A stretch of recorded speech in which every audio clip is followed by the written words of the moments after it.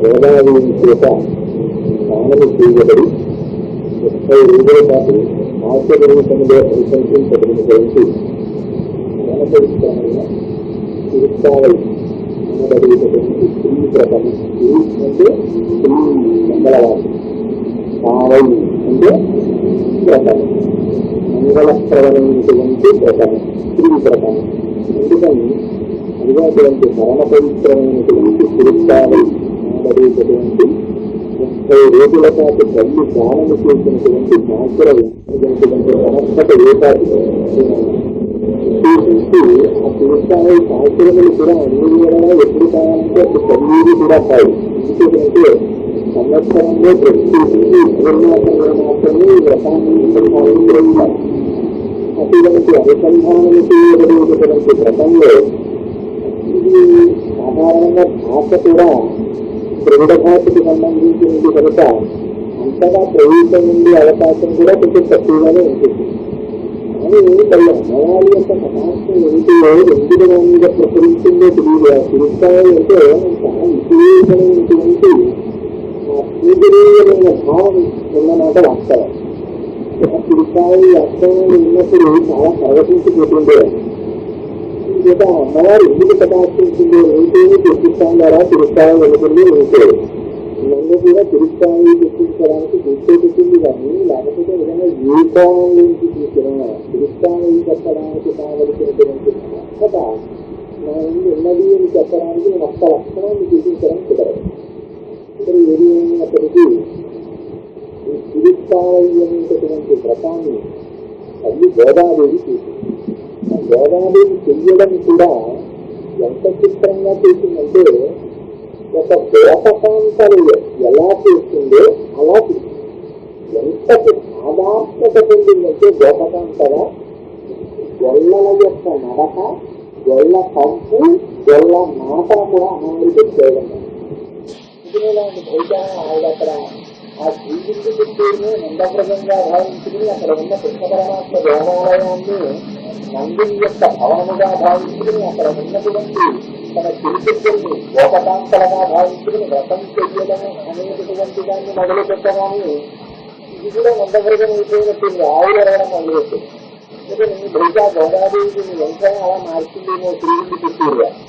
అందుచేత ఈ గోదాదేవిని కుమార్తెగా పొందినటువంటి పరమభాగ్యశాలి విష్ణుచిత్రవారు. విష్ణుచిత్రవారికి వైష్ణవ సాంప్రదాయంలో ఒక పెద్ద గౌరవం ఉంది. ఆయన్ని తిరుగాళ్ళవారని పిలుస్తారు. 12 ఆళ్వారులు సూచిస్తారు వైష్ణవ సాంప్రదాయంలో.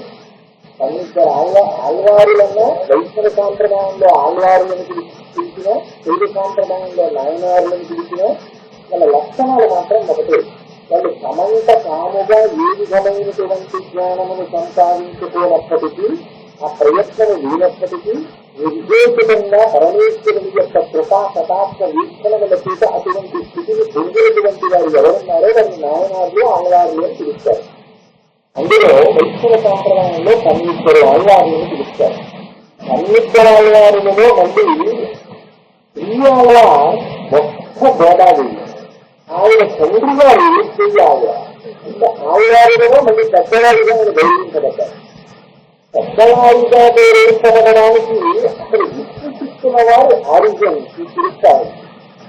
విష్ణుచిత్తుల వారి నుంచి విష్ణుచిత్తుల వారికి కూతురుగా తాను లభించాలని అమ్మవారి సంకల్పం చేసి జానకీమాత జనక మహారాజు గారికి ఎలా లభించిందో అలా గోదాదేవి విష్ణుచిత్తుల వారికి తనంత తానుగా దర్శనమిచ్చి విష్ణుచిత్తుల వారి కూతుర్ని తాను అనుసూచుతుంది తప్ప అది అదే విద్య. ఆయన గర్భవాసం చేసినటువంటి తల్లి కాదు. ఆ విష్ణుచిత్తుల వారికి చాలా చిత్తమైనటువంటి జీవితం.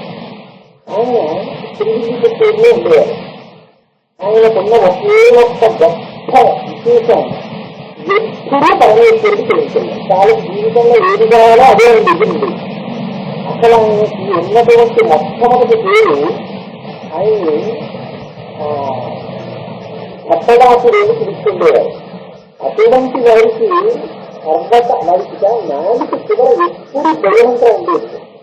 అటువంటి భట్టనాథులు మరి ఎప్పుడు మనస్సులో శ్రీ మహావిష్ణువుని నిరంతరము స్మరించడం, నేను విష్ణుతో విష్ణువు యొక్క పేరు కలపడం. ఈ రెండో పిలుచున్నారు కాబట్టి అందరూ అన్ని విష్ణుకి పేరు పిలిచేవారు. చిత్తంలో విష్ణువు కట్టించే ఉండగా ఎప్పుడు శ్రీ మహావిష్ణువుని కలుస్తారు. ఆ విష్ణుకిచ్చిన వారు ప్రతిరోజు ఏంటంటే పూలపాట పెంచడం, పుష్పమాలను కట్టడం, కట్టుకుంటే ఆ మన్నూరు కృష్ణాలయం లేదు, ఆ మన్నూరు కృష్ణస్వామి వారికి సమర్పించడం, అది వారు చేసేటటువంటి పని. అటువంటి మహాపురుషుడికి ఒక రోజున శ్రీ మహావిష్ణువు యొక్క వాణి వినపడింది. మీరు వెళ్ళి సాంజరాజు గారు అయినటువంటి వల్లభరాజు గారు పరతత్వ నిర్ణయం గురించి సభ జరుగుతున్నారో ఆ సభకి వెళ్ళి పరతత్వ నిర్ణయం గురించి మాట్లాడవలసింది అన్నారు. అంటే ఆయన ఆశ్చర్యపోయారు. కానీ ఇంతకన్నా పరిహాసం ఇంకోటిందా, నాకు ఏమోత్సర్యాన్ని తోటమాలిని ఏదో వ్యవసాయం చేసి ఆ భూమిని దున్ని అక్కడ 4 మొక్కలు దాటి ఆ సృష్టించినటువంటి పుష్పాలను మాలలుగా కట్టి మీకు సమర్పిస్తుంటాను. ఇంతకు తప్ప నాకు తెలిసినది లేదు. నేను ఇల్లు పెద్ద పెద్ద పండితులు పాల్గొంటున్నటువంటి సభలను చూసి వారితో వాదించి పరసత్వ నిర్ణయం తిన్నాను. ఏం చెప్తుందని నాకు ఇటువంటి వ్యాధిని గారి చేశాను అంటే రామన్నారు. అయితే చేసేవన్నీ విజయ చేస్తున్నాను అనుకుంటున్నావా, నీ వెనక నుండి వెలిపించేదాన్ని నేను ఇంటింటికంటే బాగా బయలుదేరిందాను. అసలు వెనకాతల శ్రీ మహావిష్ణువు ఉన్నారు, నాకేమిటనేటటువంటి భూమికతో బయలుదేరారు. సాంబరాజు గారి యొక్క సభలో ప్రవేశించారు. ఆ సభలో చిత్రం ఏంటంటే ఎవరు సరైనటువంటి జవాబు చెప్పి పరసత్వ నిర్ణయం చేస్తారో వారికి అందించడం కోసమని నగదుతో కూడినటువంటి మూట ఒకదాన్ని వేలాడ తీశారు. ఇలాంటి వారు వచ్చారు సూచించిన వారు. అక్కడ శ్రీమన్నారాయణ యొక్క వైభవం గురించి అద్భుతంగా మాట్లాడి శ్రీమన్నారాయణుడే హరుడు అని నిర్ణయిస్తూ వారు చేసినటువంటి ప్రసంగానికి అనంత తానుగా పైన కష్టపడి నిలిచినటువంటి ఆ ద్రవ్యపు మూట బహుమతి వచ్చి ఆయన పాదాల మీద పడింది. సాంజరాజు గారైనటువంటి వల్లభదేవుడు సంతోషించి తాను విష్ణుభక్తుడిగా మారడమే కాకుండా ఆయన ఈ విష్ణుకిచ్చిన వారికి గజారోహణం చేయించి ఏనుగు ఎక్కించి పురంగిరిలో ఊరిగించి తెలుస్తున్నారు. ఊరిగింపు తెలుస్తున్నటువంటి సమయంలో చిత్రం ఏంటంటే ఎదురుగుండా ఇది ఆకాశంలో శ్రీమన్నారాయణుడికి దర్శనమిచ్చారు. ఎవరికి విష్ణుకిచ్చిన వారికి దర్శనం ఇస్తే వీరు అయితే ఏంటి వారు చాలా సంతోషపడిపోవాలి. అబ్బా శ్రీమన్నారాయణుడు దర్శనం అయింది. కానీ విష్ణుకిచ్చిన వారు అలా సంతోషించలేదు కదా. అయ్యో కానీ ఇంతమంది చూస్తున్నా ప్రజల కళ్ళు మంచిది కాదయా, నా కవిరాకు తగులుతుంది. అసలే నీ శరీరం చూస్తే నల్లని మేఘంగా ఉంటుంది. దానికి పేరు వక్షస్థలంలో ఇది శ్రీదేవి ఒక భూదేవితో కూడి ఉంటావు. అంత సౌందర్యవంతమైన స్వరూపాన్ని చూస్తే నా కవిరాకు తగిలి దృష్టిలో పెట్టిందేమో కానీ అందులో చూపించకపోన్నారు. కానీ శంఖచక్రాలు కూడా చూపించారు. అసలు నక్షత్రాలను చూపించకంటే మళ్ళీ శంఖచక్రాలు కూడా చూపిస్తామంటే అలా చూపించమన్నారు. ఈసారి ఎర్రలు తామరమొగ్గల లాంటి తన పాదములు గరుత్మంతుని యొక్క చేతులతో వహించబడుతుండగా పాదాలు దర్శనమిచ్చారు. ఆయన ఎన్ని మాటలు ఎన్ని రకాలుగా దర్శనమిస్తుంటూ ఈయన అన్ని మాటలు అన్ని రకాలుగా తన కవిరాకు తగులుతుందేమో అని పల్లా అంటే మంగళాశాసనం చేశారు. కానీ ఇది దృష్టి తగిలకుంది కాక అదృష్టి తగిలకుంది కాక అంత ఆర్చిత పరమేశ్వరుడే దర్శనమిచ్చినప్పటికీ ఆయనకి దృష్టి దోషము తగలకూడదని పల్లాంటి చెప్పినటువంటి మహాభక్తుడు కనుక ఆయన్ని చెయ్యాలి వారు. ఇందులో చిత్రం చూడండి, చెయ్యాలి వారికి ఉన్నటువంటి గొప్ప లక్షణం కేవలం భగవంతుని నుండి విశ్వాసం. తాను చేసేటటువంటి పని ఏదైతే ఉందో పుష్పమాలికల కట్టడం భగవంతుడికి సమర్పించడం, దాని నుండి నిష్ట. ఇది నేను భగవంతుని కొరకు చేస్తున్నాను అన్న పనిలో నిష్ట. ఆ నిష్ట ఎంత దూరం తీసుకెళ్ళిందంటే మహాపండితులైనటువంటి వారు విష్ణుకిచ్చిన వారి నుంచి నిలబడలేకపోయారు. అందుచేత ఆ జ్ఞానాన్ని ఇచ్చేటటువంటి వారు కూడా పరమాత్మ తప్ప మన జ్ఞానం పొందేటటువంటి వాళ్ళ. అందుచేత అలా ఆనాడు అలా పరతత్వ నిర్ణయం చేసేటటువంటి పండిత సభలో పాల్గొనడమే కాకుండా సాక్షాత్తుగా శ్రీమన్నారాయణని దర్శనం చేశారు. ఇది విష్ణుకిచ్చిన వారి జీవితంలో చాలా చిత్రమైనటువంటి మలుపు. ఈ మలుపు ఇక్కడితో ఆగలేదు. ఎంత విశేషం జరిగిందంటే విష్ణుకిచ్చిన వారి గురించి ఆనష్టమాలు ఎక్కువ చెప్పారు. అందులో ఎంత గొప్ప ఎంత మాట చెప్పారంటే విష్ణుచిత్తుల వారి ఇంటి ముందుగా ఎప్పుడు మాటలు వినపడుతుంది. ఏంటి ప్రస్తుతం అందరూ చదువుకుంటూ వీళ్ళ ఇంట్లో మాటలు వినపడతాయి. ఎవరైనా గేటు తీసుకుని లోపలికి వెళితే అర్ధరాత్రి 12 గంటలకు లోపల నుంచి మాటలు వినపడుతుంది. అయ్యా రాత్రి బాగా 12 అయిపోయింది కదా, కూర వేడిగా లేదు, పచ్చడి తెచ్చిగా నీరు తాగుతోంది, ఆ పెరుగు మధ్యని చెయ్యగలికి వచ్చింది, అన్నం చల్లబడింది, మమ్మల్ని కటాక్షించి మా తప్పులన్నీ ప్రసాదాన్ని స్వీకరించండి. వచ్చినటువంటి అతిథులకి అర్ధరాత్రి 12 గంటలకు కూడా భోజనం పెడుతుంది కదా ఇంటికి. ఇంకాకాలం వచ్చి నిందితంబడి మొదలైనటువంటి వేరుగా చేతిలో వేసుకునేటప్పటికి స్పృష్టమైనటువంటి ఆయుధితో అమలుచేయాలి. వేసంకాలం వస్తే మజ్జిగ పుడిచి ఆ తర్వాత కలవ చేసేటటువంటి కొబ్బరి నీళ్లు మొదలైన ఇస్తూ భోజనాలు పెట్టేవాట. విష్ణుచిత్తుల వారి యొక్క శిబిరములు ఎలా ఉంటాయో ఆమె విష్ణువారాయణ గారు వర్ణించారు. అందుచేత అటువంటి విష్ణుచిత్తులు ఒకనాడు తులసి కోట దగ్గర డొప్పులు తల్లడము కోసమని వచ్చారు. వస్తే దాని పక్క ఒక ఆడపిల్ల కనపడింది. భగవత్త పాత్ర అనుకున్నారు. తులసి వాళ్ళలో శిశువు కనపడ్డాయి అని ఆడపిల్లని తెచ్చి తెలుసుకున్నారు. ఆ తల్లికి ఆయన పెట్టుకున్నటువంటి పేరు కోటై. కోటై అంటే పుష్పమాల.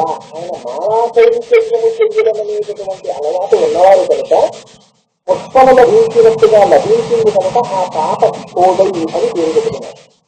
ఒక పాప పెరిగి పెద్దదైంది. సోమచక్రాప్రపూర్ణుడైనటువంటి చంద్రుడిగా నిండి యవ్వనంలో పెరుగుతుంది.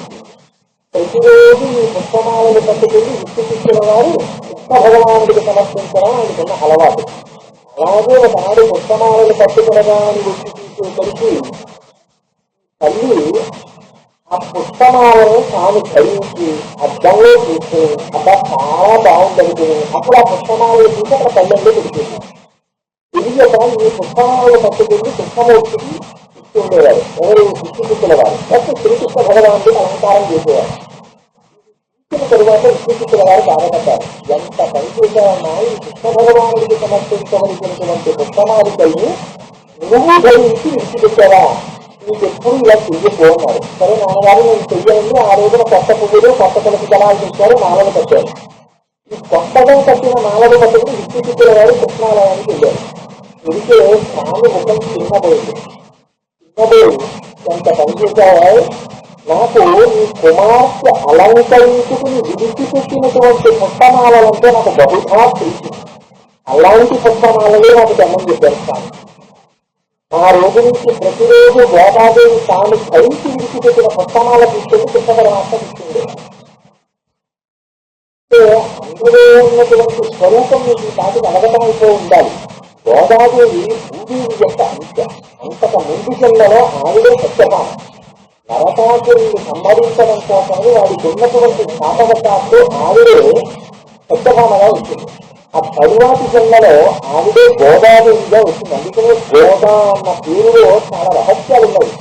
గో అంటే స్వర్గం, ద అంటే కృష్ణునది, గో అంటే జ్ఞానం, ద కృష్ణునది, గో అంటే మోక్షం, ద అంటే కృష్ణునది, గో అంటే ఐశ్వర్యం, ద కృష్ణునది, గో అంటే ఉండకూడనటువంటి విషయభ్రాంతి, ద నిర్మూలించినది.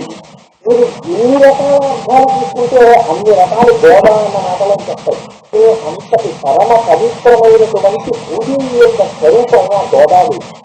ఆ తల్లి ఆదివరాహమూర్తి భూమి అంతటిని కూడా తన మూపురులను ధరించి పైకెత్తుతున్నప్పుడు ఆఖరి ఆయన పాడినటువంటి పాటల చేత ప్రీతి చెందిన శ్రీ మహావిష్ణువు యొక్క ముఖమండలాన్ని దర్శించింది భూదేవి. ఆనాటి విషయానికి కోరిక ఎందుకుంది, తాను కూడా పాటలు పాడి భగవంతుని చేరుకోవాలి. ఆ కోరిక తీసుకోవడానికి గోదాదేవిగా వచ్చింది అంటారు పెద్దలు. అందుకని 30 రోజుల పాటు ఆవిడ ఒక వ్రతం చేసింది. ఆ వ్రతానికి కారణం కూడా భాగవతంలో దశమస్కందంలో మార్గశీర్ష మాసంలో హేమంత ఋతువులో కాత్యాయని వ్రతం చేసి గోపకాంతని శ్రీకృష్ణ పరమాత్మని గట్టిగా పొందారు. అది చదివింది ఆవిడ. చదివి తాను కూడా ఆనాడు గోపకాంత ఎటువంటి వ్రతం చేశారో అటువంటి వ్రతమే చిన్న మార్పుతో ఇక్కడ అటువంటి వ్రతం చేయడానికి పెద్దలు అంగీకరించడానికి వర్షాలు పడడం అనేటటువంటి ప్రయోజనాన్ని ఒకదాన్ని చెప్పారు. అటువంటి ప్రయోజనం కోసాన్ని తల్లి మిగిలినటువంటి గోపకాంతలతో కలిసి తన చెలికత్తెలను గోపకాంతలుగా ఊహించుకుని సింగిల్లి పుత్తూరుని నందవ్రజంగా భావించుకుని అక్కడ ఉన్నటువంటి కృష్ణాలయాన్ని నందుడి భవనంగా ఊహించుకుని ప్రతిరోజు ఒక పాట తప్పున పాడి ఆ పాటలే ఆ 30 పాటలతో కూడినటువంటి సంపుటమునకు తిరుప్పావయ్య తిరుప్పావై 30 రోజులు చేస్తే ఏమవుతుంది అంటే అది మొట్టమొదటి నుంచి ఒకటే మాట చెప్తుంది, స్నానం చేద్దాం అంటుంది. స్నానం చేద్దాం రండి అంటుంది. ఇలాంటివి మనకు చాలా తక్కువగా వినపడతాయి చేస్తాం. ఎందుకంటే ఎక్కడా కూడా నోములకి వ్రతాలకి ఉండేటటువంటి సంకల్పాలు వేరుగా ఉంటాయి. ఇందులో అమ్మవారు ఎంతసేపు మనం స్నానం చేద్దాం రండి స్నానం చేద్దాం రండి అని పిలుస్తుంది. స్నానం అనేటటువంటిది బాహ్య స్నానాన్ని ఆవిడ అపేక్షించలేదు.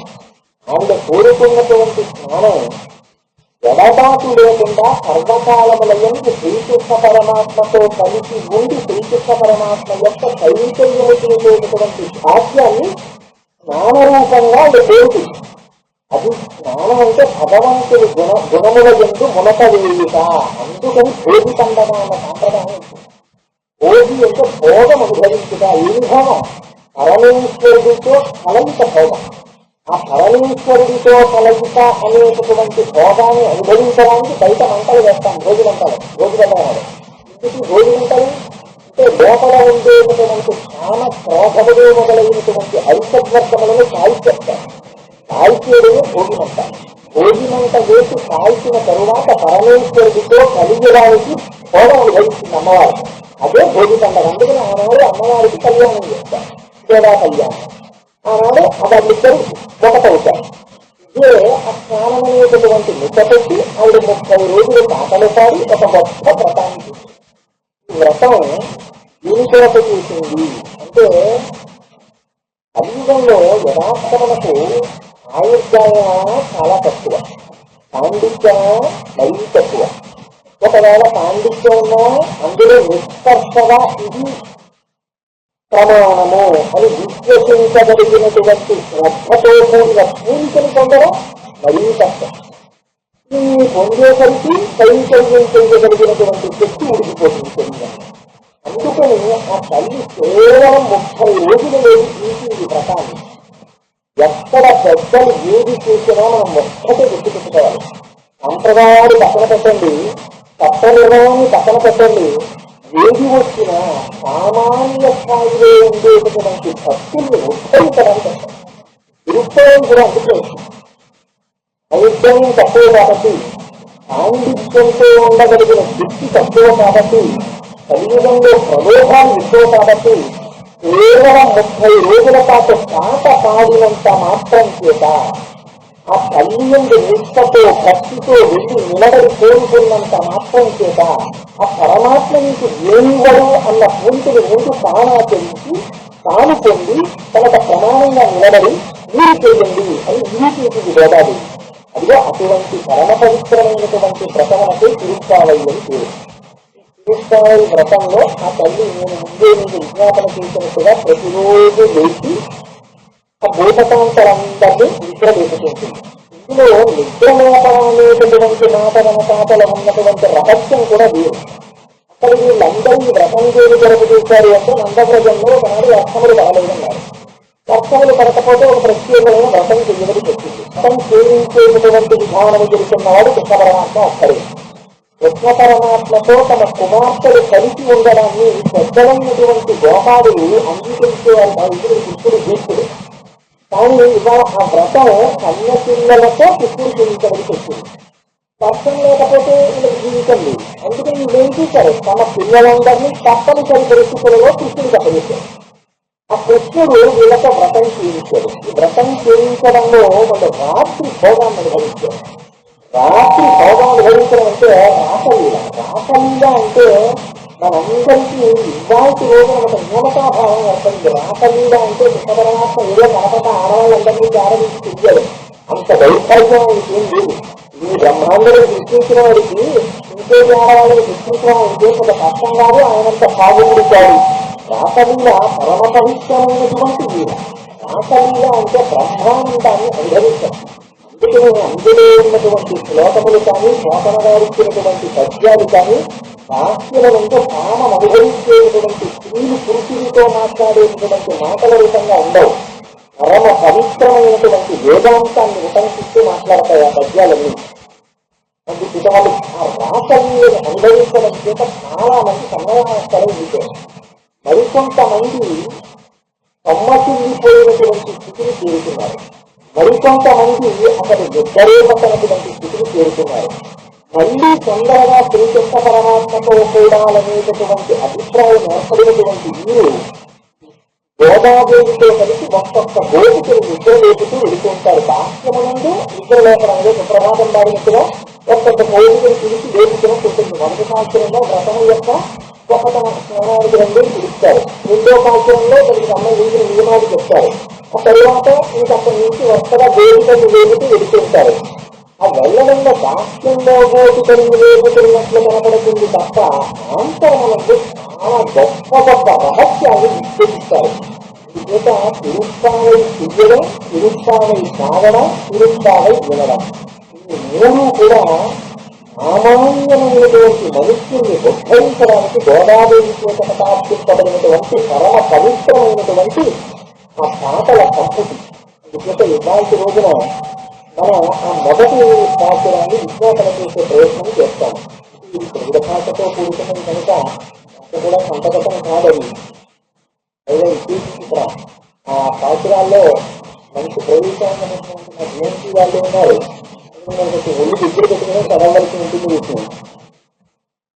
మొదటి పాత్రంలో గోదాదేవి అంటుంది, நாற்பளித்தங்கள் மறிமுறந்த நன்னாளால் நீராடப் போருதி பொடியோ நெறிலை உயிர்மல்க நாயப்பாடி செல்வத்திருந்தாள் ஊர்வி பெருந்தெளிவன் நந்த கோபம் குமரன் ஏராரந்தக்கண் உசேரை இளங்கிண்ணம் தார்மேல் செங்கன் கதிர் மரியம்போல் முகத்தான் நாராயணனே நமக்கே பரவிடுதான் ఆరోర్ ఉపలక్ష బిందువులు రెండావాయ్ అని పిలుస్తుంది.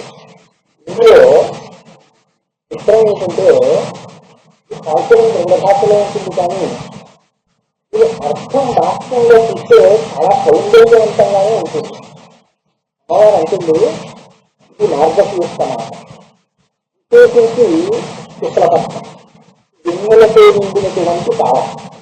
ఇంత వెన్నెలతో నిండినటువంటి కాలంలో ఈ శుక్లపక్షంలో మార్గశీర్ష మాసంలో విలక్షణమైనటువంటి ఆభరణములు ధరించినటువంటి గోపకాంతల వారా, అపారమైనటువంటి సంపదను కలిగి ఉన్న వారులారా, మీరందరూ కూడా నాతో కలిసి మార్గశీర్ష స్నానము చెయ్యాలనేటటువంటి వ్రతమునకు బయలుదేరి ఉంది. ఈ వ్రతమునకు బయలుదేరి వచ్చేటప్పుడు అదిగో వేలాంగుడై సర్వకాలముల యందు శ్రీకృష్ణ పరమాత్మ యొక్క రక్షణమునందు పూజించబడినటువంటి నందుని చేత రక్షించబడుతున్నవాడు, యశోదాదేవి యొక్క ఒడిలో పెరుగుతున్నటువంటి బాల సింహమైనటువంటి కృష్ణ పరమాత్మ, ఎర్రని కన్నులు కలిగినటువంటి వాడు, సూర్యచంద్రుడిద్దరినీ తన ముఖమండలముగా కలిగినటువంటి వాడు, లోకములకు అన్నింటికీ ఆనందాన్ని కల్పింపచేయడానికి సాక్షాత్తుగా శ్రీమన్నారాయణుడే అయినటువంటి కృష్ణ పరమాత్మ నుండి పర అనేటటువంటి సాధనాన్ని పుచ్చుకోవడానికి మార్గశీర్ష స్నానమునకు వెళ్ళడానికి మీరందరూ నాతో కలిసి ఉంది అని పిలుస్తుంది. ఇది దాస్యమునందు ఆ దాస్యమునకు అర్థం. అంతరమునందు గంగ మహానుభావులు ఎంత దర్శనం చేశారంటే తమ జీవితాన్ని నిజంగా ఈ తిరుపాయి కోసం అంకితం చేసినటువంటి మహాపురుషులు ఉన్నారు. అటువంటి వారిలో ప్రాతస్మరణీయులు ఇలాంటి శ్రీహాస్య అపరాచార్య స్వామి గారు ఒకరు. ఇందులో ఆ తల్లి ఇది మార్గశీర్ష మాసము అంటే ఈ మార్గశీర్ష మాసమని ముందు కాలాన్ని ప్రదర్శనతో మొదలు పెడతారు. ఎందుచేత అంటే కాలమునకు ఒక ప్రత్యేకమైన శక్తి ఉంది. కాలమును ఎవ్వరూ ఆపదు, కాలమును ఎవ్వరూ వెనక్కిపోలేరు, ముందుకు తీసుకెళ్ళరు. ఎన్ని కోట్లు ఉండనివ్వండి, ఎంత ఐక్యంగా ఉండనివ్వండి, ఎంత రాజ్యాధికారం ఉండనివ్వండి, ఒక్క స్థానాన్ని వెనక్కిపోడు, ఒక్క స్థానాన్ని ముందుకు పట్టుకెళ్ళలేదు. తాను కాలగతుడే ఉండిపోతాడు. కానీ ఈ కాల ప్రవాహంలో ఇన్ని జన్మలు తనకేరిపోయాయి. ఇవ్వాలంటే ఈ ఉపాధిలో ఉన్నాం, కానీ ఇంతకు ముందు ఇన్ని ఉపాధులు పొంది ఉన్నాము.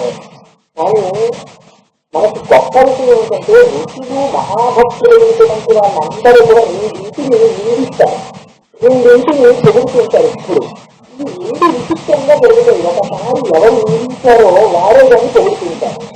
మనస్సుని ఇలా చేస్తుంటారు. మనస్సుని నీ అంత పూర్తిగా లేదు, నీ దొంగని, లేకపోతే నువ్వు క్రూరంలో కానీ అని మనస్సుని నింద చేస్తారు. అదే మనస్సు భగవంతుని యొక్క పాదములలో చేరితే ఆ మనస్సా ఇది ఎంత మంచిదాన్ని అని మనస్సును పొగుడుతారు. ప్రచోదనాలు గారిని చూశారు కదా, ఆయన ముకుందమాలలో ఏ మనస్సుని విమర్శించారో ఆ మనస్సుని పొగుడుతారు. అలా కాలము కూడా చాలా చిత్తముగా బలీయమై విషయ ప్రపంచమునందు చూసి పరమాత్మ యొక్క అనుగ్రహమును మనము పొందకుండా చూసి వేరు వేరు ఉపాధులలో జన్మించేటట్టుగా చేస్తుంది. కానీ అదే కాలము ఎప్పుడు పవిత్రమంటే ఏనాడు ఏ కాలమునందు మనము భగవంతుని యొక్క కైంకర్యము చెయ్యడానికి వెళ్ళి భగవంతుని నుండి నిలబడి ఉన్నామో ఆ కాలము పరమ పవిత్రం. ఇంకా మార్గశీర్షమై అంటున్నారు. ఈ మార్గశీర్ష మాసం చాలా పరమ పవిత్రమైనటువంటి కాలం. మార్గశీర్ష మాసం పరమ పవిత్రమైనటువంటి కాలాన్ని పిలవడం వెనకాతలో ఉండేటటువంటి రహస్యాన్ని అనేక విధాలుగా విజ్ఞాపన చేశారు. ఇందాక మన గోవిందబాబు గారు చెప్పినట్లుగా దేవతలకి అది బ్రహ్మముహూర్త కాలం. ఎందుచేత అంటే మనకి దక్షిణాయనం లైక్ రాత్రి, మనకి ఉత్తరాయణం లైక్ పగలు. ఉత్తరాయణం అనేటటువంటి పగలు దగ్గర పడుతుండగా మార్గశీర్ష మాసం వస్తుంది. మార్గశీర్షం విడిచి ఉత్తరాయణ వచ్చేందుకు ఉత్తరాయణం ఎదురుపెట్టింది. అందుకే ఉత్తరాయణం దగ్గర వస్తుంది అంటే దేవతలకి బ్రహ్మముహూర్త సమయంగా మార్గశీర్ష మాసాన్ని చెప్తారు. మార్గశీర్ష మాసము ఆ కారణము చేత దేవతలకు చాలా ప్రసన్నమైనటువంటి కాలం. దానికి మొరలన్నీ వినపడేటటువంటి కాలం. మనకి జ్ఞానము ఉద్భుతమయ్యేటటువంటి కాలం కాదు. మనకి సంబంధించినంత వరకు మార్గశీర్ష మాసము పరమ పవిత్రమైన కాలము. దీనివల్ల అంటే మార్గశీర్ష మాసములో పంటలన్నీ ఇంటికొచ్చేటటువంటి కాలం. ఇంత కాలం నువ్వు దేనికోసం కష్టపడ్డావో, దేనికోసం శ్రమతోటి నాగడి పట్టి భూమిని చేసి విత్తనాలు వేసి పంటలు పెంచి పీడా తగలకుండా కష్టపడ్డావో అటువంటి పంటలను కోసి పుచ్చి ఇంట్లో పెట్టుకునేటటువంటి శుభప్రదమైనటువంటి సమయం. ఇన్నాళ్ళ నుంచి అనేక ఉపాధులలో ప్రవేశించి పుట్టి మరణించి ఇంత కష్టపడుతున్నటువంటి జీవస్థితిని పొందినటువంటి నువ్వు ఇవాళ భగవంతుణ్ణి తెలుసుకోవడం అనేటటువంటి ఫలితాన్ని తెచ్చుకోవడానికి, గుర్తిరగడానికి, పొందడానికి సంసిద్ధమై యోగ్యమై ఉన్నటువంటి కాలము పరమ పవిత్రమైనటువంటి కాలము. మిగిలినటువంటి కాలం అంతా విషయ ప్రపంచంలో తిరిగేది. దాంట్లో మనకు వచ్చేటటువంటిది ఏది ఉండదు. మనం మరింత భద్రమవడానికి పనిచేస్తుంది తప్ప ఏనాడు భగవంతుని ముందుకు వెళ్ళి నిలబడి భగవంతుని యొక్క కైంకర్యము చెయ్యడానికి సమయం ఉపయోగించామో అది మాత్రమే పవిత్రం. అందుచేత ఇది మార్గశీర్ష మాసము చాలా పవిత్రాన్ని తెలుస్తున్నారు. మార్గశీర్ష మాసం పవిత్రమవడం కాదుట, ఇది వెన్నులతో కూడుకున్నటువంటి శుక్లపక్షం. అసలు నిజంగా తిరుపతి ప్రారంభం శుక్లపక్షంలోనే ప్రారంభం. ఇప్పుడంటే మనం కృష్ణపక్షంలోకి వచ్చేసేసి మహాశివరాత్రి దగ్గర వచ్చేసాం. శుభ్రతి అయితే కానీ 15 రోజుల తర్వాత సంవత్సరం మొదలు పెట్టాం కాబట్టి, కానీ తిరుపతి ప్రారంభం 15 రోజుల క్రితమే ప్రారంభమైంది కాబట్టి శుక్లపక్షంలో ప్రారంభమవుతుంది. శుక్లపక్షంలో అన్ని శుభముహూర్తాలు శుభకార్యాలు చేస్తారు. పైగా అన్నింటినీ నుంచి శుక్లపక్షంలో వెన్నెల పిండాల వేసినట్టు ఉంటుంది. ఆ శుక్లపక్షంలో సూర్యుని యొక్క కాంతి నిర్దీప్యమానంగా ఉంటుంది. ప్రసన్నంగా చల్లటి కాంతి మీద పడుతుంటుంది. అందుచేత శుక్లపక్షానికి పవిత్రత. కానీ చంద్రుడి శుక్లపక్షంలో ప్రకాశిస్తే ఆ చంద్రుడి యొక్క కాంతి మన మీద పడితే ఏంటికంటే ప్రసన్నత అని మనకు అనుమానం రావచ్చు. అసలు ఎన్నో కొన్ని కోట్ల జన్మలు అయిపోతే తప్ప భగవంతుడు ఎవరండి అని అడగడతాం. అప్పటి వరకు భగవంతుడు ఎవరండి అని తనంత తానే తిరుగుతాడు. అది పరమపక్షం. ఈ ఉపాధులు వెళ్ళిపోతాయి. ఈ ఉపాధులలో వాడు ఎప్పుడు భగవంతుడి గురించి ప్రశ్న లేదు. అందుకని ఎవరి కర్మ బుద్ధి కర్మానుసారిని ఆ కర్మని బట్టి, ఆ ఉపాధిని బట్టి ఆ ప్రారంభాన్ని నిర్వహించి తిరుగుతుంటారు. ఒకవేళ మనుష్య జన్మ వచ్చిన ఆ మనుష్య జన్మలో కూడా భగవంతుడు ఎవరండి ఒకసారి ఇది నమస్కారం చేస్తాననేటటువంటి సంస్కారం జరగడం చాలా కష్టం. ఒకవేళ అటువంటి సంస్కారం ఏర్పడినా ఏదో కారణం కోసం పాపం పరమాత్మ అది కూడా ఒప్పుకున్నారు. ఫోన్ ద్వారా నన్ను అడగకపోతే ఎవరు అడుగుతారా? అందుకని ఫోన్లో ఆర్తి కలిగినటువంటి వాడు, విజ్ఞాతులు, అర్థార్థి వీళ్ళందరినీ భక్తులుగా అంగీకరిస్తున్నానన్నారు. ఏదో భగవంతుడి వెళ్ళి మా అబ్బాయికి ఉద్యోగం రావాలి, లేకపోతే మా అబ్బాయికి ఇంజనీరింగ్ సీట్ రావాలి, మా అమ్మాయికి పెళ్ళయ్యాలి అని నమస్కారం చేసేవాడే కానీ నువ్వు ఉన్నావయ్యా, నువ్వు ఉండబట్టి నేను ఉన్నాను, నువ్వు లేకపోతే నేనెక్కడున్నానయ్యా, ఇంతటి వాడిని నువ్వు ఇచ్చినటువంటి విభూతి వల్ల విధానం మీద బ్రతికున్నాను అని చెప్పి ఆ స్థానికి ప్రయత్నపూర్వకంగా చేయడము తప్ప అందులో ప్రయోజనాన్ని అపేక్షించని సేవ భక్తితో చేసేటటువంటి స్థితి చాలా తక్కువగా ఉంటుంది. అటువంటి స్థితి ఏర్పడితే భగవంతుడితో అనుబంధములు బాగా పెట్టుకుంటే మనం ఉన్నామని వాడికి విడిచిపెట్టి ఉండలేక వాళ్ళు దర్శించకుండా ఉండలేక వెళ్ళి ప్రదక్షిణం చేసి నమస్కారం చేసేటటువంటి వాడికి పరమేశ్వరుడికి పెట్టకుండా తాను పిల్లలైనటువంటి స్థితిలో నివేదన చేసి తాను ప్రసాదముగా తినేటటువంటి వాడికి ఆ పరమేశ్వరుడు ఆచార్య కటాక్షాన్ని ప్రకటింపజేస్తాడు. గురువు యొక్క కటాక్షాన్ని భగవంతుని సూర్యుడితో పోలిస్తాడు. సూర్యుడి యొక్క కాంతి చిన్నగా మన మీద పెడితే మనం తట్టుకోలేము, అది పాపాన్ని కలిగిస్తుంది. అందుకని ఆయన మన లౌకికమైనటువంటి నేత్రంతో దర్శనీయంగా కాదు, మనం చూడలేము. కానీ అదే సూర్య భగవానుడి యొక్క కిరణముల చేత ప్రకాశించేటటువంటి చంద్రుడు చాలా ఆహ్లాదకరమైనటువంటి అధిక కిరణాలు ప్రసారం చేస్తాడు. ఆ భగవంతుని యొక్క కళ్యాణ గుణములను లోపల తాను అనుభవించినటువంటి ఆనందములు చెప్పకుండా ఉండలేక నిండిపోయిన బిందులోని నీరు ఆ అంచుల గుండా జారిపోయినట్టు భగవంతుని యొక్క గుణదానము చేసేటటువంటి గురువులు ఎక్కడ మహాపురుషులు ఉన్నారో అటువంటి వారి నోటి వెంట వచ్చేటటువంటి మాటలు చల్లగా ఉండి పాపములు పరిశీలించగలుగుతాయి. ఇంతకాలం సంసారములో మగ్గులు తిరగడమే పాపం. ఆ పాపం పోయి ఇవాళ గురువుల యొక్క కటాక్షం మీద పడగానే చల్లగా అనిపిస్తుంది. భయం నాళ్ళకురా, ఇంత మంచి మాట విన్నా, ఎన్నాళ్ళకురా భగవత్ సభాశ్రవణం చేశాం అని మనస్సు లోపల ఒక రకమైన ఉపశాంతి కలుగుతుంది. ఇదో ఈ శాంతిని ఇవ్వగలిగినటువంటి లక్షణము గురువు.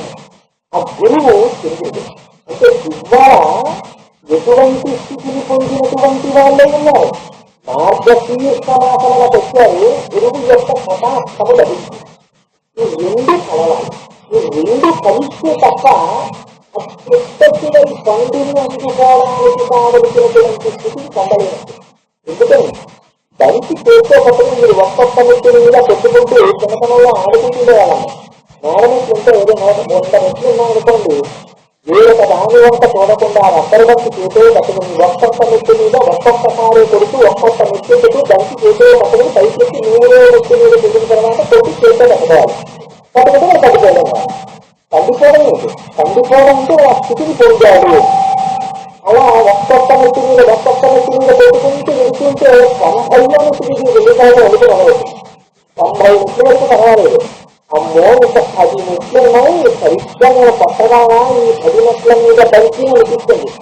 96 మెట్టు వెళ్ళేటప్పుడు బంతి ఆట ఆడడం రాని వాడి స్థితి 98 మెట్టు మీద బంతి తెలిసిపోయింది అనుకోండి. మీరు కళ్ళు నుంచి కళ్ళు తెలిసినప్పటికీ ఒకటో బంతికి జారుతుంది. చేత ఆ ఉపాసనలో పరమేశ్వరుణ్ణి చేరుకోవాలనేటటువంటి కైకర్యంలో మీరు జ్ఞాన మార్గంలో వెళ్ళండి, కర్మ మార్గంలో వెళ్ళండి, భక్తి మార్గంలో వెళ్ళండి. చివరికి ఆ జ్ఞానము ఇచ్చి పరమాత్మ ఆ మోక్ష స్థితిని కల్పించడం అనేటటువంటి పునరావృత్తి రహితమైనటువంటి మోక్ష స్థితిని ఇచ్చేటప్పుడు మాత్రం భగవంతుని యొక్క కటాక్షమే చివర మాత్రం పరమపయ్యేది. అది లేకపోతే ఏ ప్రయత్నం చేత మీరు భగవంతుని యొక్క స్థితిని అనుభవించడం అన్నది మాత్రం కూడా ఇది చాలా చిత్రంగా ఉంటుంది. ఎవరు సిలబస్ చదివితే 12 పాఠాలు చదివితే 50 మార్కులు తెచ్చుకుంటే ఎన్నో పాఠాలు పోతుంది అంటే 2 పాఠాలు చదివితే ఎన్నో తెచ్చేసుకోవచ్చు. ఎలా ఉంది భగవంతుడితో ఎలా ఉంటాడు అని అన్నీ చెప్పేసి ఆఖరండి ఎటో వాటో విరక్తం చేయప్రాప్య మనసాస భగవంతుడు ఎక్కడున్నాడో తెలుసా, నేను ఇంక ఎక్కడ చెప్పడం కుదరదో అక్కడ ఉన్నాడు భగవంతుడు, ఎక్కడ మనస్సు చెప్పలేదో అక్కడ భగవంతుడు ఉన్నారు. మీరు మనస్సుతోనే కూడా మాట చెప్పటం మీరు భగవంతుడు ఎక్కడున్నారని చెప్పారు. అంటే వాక్కు అందుతుంది, మనస్సు అందుతుంది. అంతేటటువంటి స్వరూపమున్న ఈ రెండింటికి ఆవల ఆయన ఉన్నారు. అందుకనే పోతన గారు చాలా అందమైనటువంటి మాటలు మాట్లాడారు. లోకస్తులు, లోకేశులు, లోకంబులు, తుదిన తుది అలోకంతకు తుదీపతి కావల ఎవ్వం ఏకాకృతి గురువు అతన్ని చూపించుకున్నాడు. ఈ ఇంటిని దాటిపోవాలి. దాటిపోయిన తరువాత ఏకరూపంలో ఎదుగుతున్నటువంటి ఆ పరమాత్మ యొక్క స్వరూపం లోపల అందరం ఉంటే ఈ యొక్క పరమాత్మ. ఆ పరమాత్మ అందుకే తప్ప ఆ స్థితి పొందాలి. ఇది మార్గశీర్షం, చివరి స్థితి. అటువంటి చివరి స్థితికి చేరుకోవడానికి అసలు గురువు యొక్క పరమాత్మ అంటారు. గురువు యొక్క పరమాత్మనే తన యొక్క ప్రయత్నమే. ఈ రెండు ప్రారంభం ఉంటే తప్ప, ఆ అనుగ్రహం కలిస్తే తప్ప ఆ చివరి స్థితి దాకా అసలు వెళ్ళలేదు. పైన దాకా వెళ్ళలేదు కదా. ప్రేమి స్థితిలో ఎన్నో పేరుగా పేరుకోవడంలో అంతర్గతంగా. అందుకని ఇది మార్గశీర్షమాట. వెన్నెల రాత్రి మనం స్నానం చేయడానికి వెళ్ళాలి. విలక్షణమైనటువంటి ఆభరణములు ధరించినటువంటి గోపకంకలారా అందరూ పిలుస్తున్నారు. ఇలా పిలిచింది కూడా స్నానానికి ఎవరు రావాలంట? పైకి వాళ్ళే రావాలి. విలక్షణమైన ఆభరణములు ధరించినటువంటి గోప పైకిని పిలిచింది. విలక్షణమైన ఆభరణములు అంటే ఇందులో చిత్రం ఏంటంటే, స్నానానికి వెళ్ళేటప్పుడు ఒంటి మీద చాలా ఆభరణాలు వేస్తున్నారనుకోండి. స్నానానికి కూడా ఏం చేస్తారు? చాలా ఆభరణాలు తీసి పక్కన పెట్టేసి స్నానం పెడతారు. అంటే మనం స్నానానికి వెళ్తున్నాం, వీడిగా తీయండి, ఒక తాళాలు ఎక్కడ ఉన్నాయి, నాలుగు తీసుకోవాలని ఎవరు అందరూ. అది విలక్షణమైన ఆభరణాలను వేసి స్నానం చేయలేదు. అంటే అసలు ఆ వాక్యంలో ఉంది విలక్షణత్వం అంతా. ఆభరణాలు విలక్షణమైన ఆభరణాలు వేసి స్నానం చేయడం అంటే ముందు విజ్ఞాపన చేశాను. ఇక్కడ వాళ్ళు కోరుకుంటున్నటువంటి స్నానం ఏదో దక్కచ్చి నీళ్లు పెట్టుకెళ్ళి రాత్రిలో పెట్టుకుని నీళ్లు తీసుకెళ్లి స్నానం చేయడం కాదు వాళ్ళు అడిగేది. స్నానము అంటే మూడుగా. ఎందుకని కోటి పండగ నాడు తలస్నానం. తలస్నానం అంటే భగవంతుని గుణములలో ఉలక వేసి ఆ భగవంతుడితో నిత్యము విడదీయమైనటువంటి అనుబంధాన్ని పొందడం.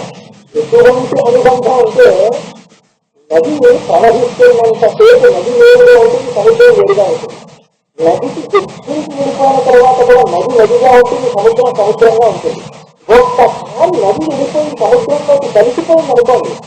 కలిసిపోయిన తర్వాత గబాల పట్టుకుని 9 నీళ్ళు వేసి తీసుకురండి. ఇప్పుడు అందరూ నదిని సముద్రాన్ని వేరుతుంది కుదరదు. ఒకసారి కలిసిపోతే సముద్రంతో నది సముద్రం ఏకమైపోతుంది. అలా పరమాత్మతో కలిసిపోయి విడదీయరానటువంటి అనుబంధములు పొంది అటువంటి అనుబంధము చేత బ్రహ్మం ఆనందాన్ని పొందేటటువంటి స్థితిని అనగడమే మార్గశీర్ష మాసంలో స్నానాన్ని జరుగుతున్నారు. దానికి ఏం కావాలట? విలక్షణమైనటువంటి ఆభరణాలు పెట్టుకుని రావాలంట. మీరు ఆభరణాలు పెట్టుకుని స్నానం ఏంటి అంటే, ఆభరణాలు అంటే ఇక్కడ ఆభరణాలు బాహ్యమైన ఆభరణములు కావు. ఇది విలక్షణములు. ఏంటి విలక్షణములు? వైరాగ్యమైనటువంటి ఆభరణం పెట్టుకోవడం. నాకు భగవంతుడే కావాలి అన్న వాళ్ళకి ఉండవలసినటువంటి మొట్టమొదటి లక్షణం వైరాగ్యం. వైరాగ్యం అంటే ప్రయత్నపూర్వకంగా పెట్టుకున్న వైరాగ్యం వైరాగ్యం కాదు. గాంధీ గారి దగ్గరికి వెళ్ళి చాలా సింపుల్గా ఉన్నామని పెంచుకోవడానికి ప్రపంచాన్ని గాంధీ అని మహానుభావులు పుస్తకం రాశారు. అందులో ఒక పుస్తకాన్ని రచన ఆశ్చర్యపోయాను. చెప్తాను, 2 గుండెలు ఊడిపోయినటువంటి వాడు గాంధీ గారి దగ్గరికి వెళ్ళారు. 2 చిందించేది అంటే ఇంత ప్రధాన నా దేశ ప్రజలను ఆయన ఆశ్చర్యపిస్తారనుకున్నాళ్ళ ఉంది. వెళ్ళి గాంధీ గారికి నమస్కారం చేసి నిలబడిచామన్నాక, హిందీలు లేకపోవడం, కొత్త కన్నాలతో తీసుకోవడం, నిజంత అశ్రద్ధ కలిగిన వాడిలో మీ భార్య ఎంత కాదరో తెలియజేస్తున్నాను. అది దరిద్రానికి హేతువైన ఒక పేరు. కనీసం కన్నాలు పుట్టుకున్న కొత్త వేసుకుంటే మీకు శ్రద్ధ మీద వెళ్ళిపోవడానికి దరిద్రం.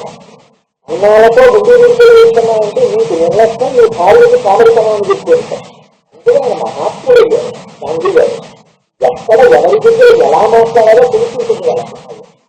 అది అలా తెలియదే ఒక్కొక్క మాట ప్రదక్షిణంతకు అడ్రస్ చేసి చెప్తారు. అందుకని నిలబడతాను. అందుకని ఇక్కడ అమ్మవారు అంటుంది విలక్షణమైన ఆభరణాలతో రమ్మంటుంది. వైరాగ్యం ఉన్నవారు రావాలి. వైరాగ్యం అంటే కృతక వైరాగ్యం కాదు. వైరాగ్యం అంటే నాకు నిజంగా అండి విషయ ప్రపంచం అంటే ఇష్టం లేదనుకోండి, నాకు స్వామి ఎంత ఇష్టం ఉండదు. ఏంటి ఈ నోటి మాటలు కావు అడిగేది. అసలు వైరాగ్యం అంటే రామకృష్ణ పరమహంస చెప్తారు. వైరాగ్యం అంటే అలా ఉంటుంది. భర్త భార్య ఉండేవారు. భార్య వారు కూడా పక్కన ఇంట్లో ఇంటి పచ్చినట్టుగా ఉన్నారు. తమ్ముళ్ళు ఇంట్లో ఉండే 20 రోజులకు పిలిచింది. పిలిస్తే ఆయన భర్తకు ఉపన్యాసం ఉపన్యాసాలు చెప్పే అలవాటు ఉంది. ఆయన కూడా ఆఫీసులు చెప్పి సాయంత్రం ఏదో పెద్ద ఉపన్యాసాలు చెప్పేవాళ్ళు. ఏంటంటే ఫోన్లో ఏకాంతలో ఏకంగా పట్టుకుంటారు సాయంత్రం తీసుకెళ్ళేవారు. అయితే మీరు ఉపన్యాసం చేసి సాయంకాలం మీకు శుభ్రంగా భోజనం చేసి పడుకునేవారు. మీరు కావాలని పడుకునేవారు కాదు, కాళ్ళు ఆడించుకుంటూ పడుకునేవారు. అలాగే బయటకి ఎలా పడిపోయారో ఇంకా అంటే అమ్మాయి నిద్రపడుతుందో కావాలి కూర్చోదనుకుంటున్నా ఇవాళ ఉపన్యాసం ఇంకొంచెం శరీరం అని మాట్లాడుతుండేవారు. ఈ అత్తగారు రోజు తమ్ముడికి వెళ్ళి ఏమంటే మీరు ఇలా చెప్పేస్తున్నారు ఉపన్యాసాలు ఏదో నారకపై తీసుకొచ్చాను మా తమ్ముడిని వారి సన్యాసుల్లో తిరుపతారులో భయం వేస్తోందండి, అది అంత వైరాగ్యం వస్తుంది, వాళ్ళు నిద్ర పోవట్లేదండి. ఇంకా సన్యాసాలు ఇంకొంత అయిపోయి అని మీకు బలంగా తీసుకుండేవాడు. మీకు చెప్తారు కానీ మీకు వైరాగ్యం లేదు, మరి ఎన్నంత మాత్రం కూడా వారికి ఎంత వైరాగ్యమో అంటుంది. ఒక రోజున మళ్ళీ ఇంటికొచ్చి భోజనం చేస్తుంటే ఈ మాట చెప్పింది. అని అన్నాడు, నిజంగా వైరాగ్యం ఉన్నవాడు ఈ మాటలు కాళ్ళు అడుచుకుంటే పడిపోడు, ఎలా వెళ్ళిపోతాడో తెలుసా సన్యాసులోకి అన్నాడు. ఎలా సన్యాసి వేరు సన్యాసి వేరు, వైరాగ్యంతో వేసేదే సన్యాసి. అందుకని ఎలా వెళ్ళిపోతాడో తెలుసా అంటే ఎలా వెళ్ళిపోతాడన్నాడు. ఆయన వేసి ఆ పక్కన పెట్టి తువ్వాలు తీసి భుజంగా చేసి ఇలా వెళ్ళిపోతారని వెళ్ళిపోయి వెళ్ళిపోయినా రాలేదు. అందుకని ఇష్టంటారు వైరాగ్యం ప్రదర్శించే వైరాగ్యం కాదు. అందుకని విలక్షణమైన ఆభరణములను ధరించిన వారలారా స్నానానికి ఉంటుంది. ఆ మాట చెప్పడంలో ఎంత అందమో చూడండి. అది విలక్షణత్వం. ప్రపంచంతో సంఘం, ప్రపంచం సంసారంతో సంఘమును విషయ ప్రపంచాన్ని నిర్వహించడానికి దానికి పెద్ద క్వాలిఫికేషన్ అక్కర్లేదు, అందరూ నిర్వహిస్తారు. బలం. అందుకని సుందరకాండలో హనుమ పరీష్ణజాలం బలవంతదర్శ యశస్సు సువర్ణజాలం అన్నారు వాల్మీకి మహర్షి. నాకు భోగాలకు నాకు భగవంతుడు కావాలి లోపల ఆర్తి తీరిపోతున్నాడు. ఎవరున్నాడో ఎవరికి విషయ ప్రపంచాన్ని చూసేసరికి ఒంటి మీద పేర్లు గురువు పడినంతగా బాధపడి ఎన్నాళ్ళు భవిస్తాను రా ఈ భోగాలు ఎప్పటికి రాక పరమేశ్వరుడితో కూడుకొని ఏడిచాడో మరి వైరాగ్యం అంటారు. ఊరికి తెలిసాడు ఆయన కాచిపోయిన చేతివేరు ఒళ్ళంతా కానీ ఆయన కాచిపోయిన వధువుల మాధ్యములకు ఎంతమంది వేసుకెళ్తే తిరిగాను. దిగితే నా ఒళ్ళంతా చిల్లు పడిపోయింది. అయ్యా కూడా నాకు ఈ స్థానం పోలేదా పరమేశ్వర, ఎప్పుడు తీసేస్తాడో ఆయన ఇచ్చాడు. అయితే అది వైరాగ్యం. అంతటి వైరాగ్యం ఉన్నవాడికి దాఖలిగా ఉండదు, ఉన్నట్టు చెప్పేస్తాడు. అందుకని భగవంతుడికి ఉత్సర్గగా చెప్పుకున్నాడు బుద్ధి. అదిలో అటువంటి వైరాగ్య సంపత్తి ఎవరికిందో వాళ్ళు ఈ స్నానానికి రండి. అంత వైరాగ్యం ఏర్పడినటువంటి వాళ్ళకి భగవంతుడితో ఎడబాటు లేనటువంటి నిరంతర సంబంధమైనటువంటి నిత్య సంతోషాన్ని ఎవరు అపేక్షిస్తున్నారో అటువంటి వారు స్నానాలకు రండి. వారు పడుకులకి ఉండాలి. పడుకులే ఏ విషయాలు అవుతామంటే ఆయన కథాలు అవుతామో ఏ కృష్ణారా అన్నం అవుతుందా ఎక్కువ విషయాలు పడుకు వాళ్ళకంటారు. ఇదే ఏంటండి మరి అమ్మవారు ఎలా చేసింది పడుకు వాళ్ళకని. పడుకు వాళ్ళు అంటే పడుకుతామంటే యవ్వనం దేనికి గుర్తు? అనుభవింపబడడానికి గుర్తు. అనుభవింపబడడానికి యవ్వనం గుర్తైతే పరమేశ్వరుని అనుభవించడానికి కావలసినంత ఉద్విగ్నత లోపల ఉంటే ఆయన్ని పొందకుండా ఉండలేననేటువంటి స్థితింటే అది యవ్వనం. ఈ రామకృష్ణ పరమహంస మాటల్లో చెప్పాలంటే ఆయన దగ్గర చెప్పి వివేకానంద అడిగాడు, నాకు కూడా నేను కూడా భగవంతుడిని దర్శనం చెయ్యగలనా అని అడిగాడు. అడిగితే పరమహంస అన్నారు, ఎందుకు నేను నిన్ను చూస్తున్నట్లు నువ్వు నన్ను చూస్తున్నట్లు నువ్వు భగవంతుడిని చూడగలవా? అయితే ఎలా కనపడతాడు అన్న, నువ్వు మెడపట్టి నీరు ఉన్నటువంటి చెరువులో ముంచి గట్టిగా పట్టుకుంటే ఊపిరి కోసం ఎలా కొట్టుకుంటావో అలా భగవత్ దర్శనం కోసం నువ్వు ఆర్తి పొందగలిగితే ఇక్కడే ఇంక భగవంతుడు దర్శనిస్తావు. అంత ఆర్తి ఉంటే భగవంతుడిని దర్శనం చేయాలన్న అంతటి ఉద్విగ్నత ఉంటే అది కదా, అది పొడుగుతాం. ఇది అనుభవించడానికి కావలసినటువంటి యోగ్యత.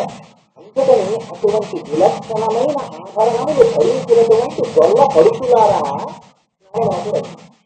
మీ అందరికీ ఇవాళ విశేషమైనటువంటి సంపద కలిగిన దాస్యంలో గోపకాంతలకు సంపద ఉంటుందండి. దాస్యంలో గోపకాంతలకు సంపద ఉంటారు, గోపాల బాలునికి సంపద.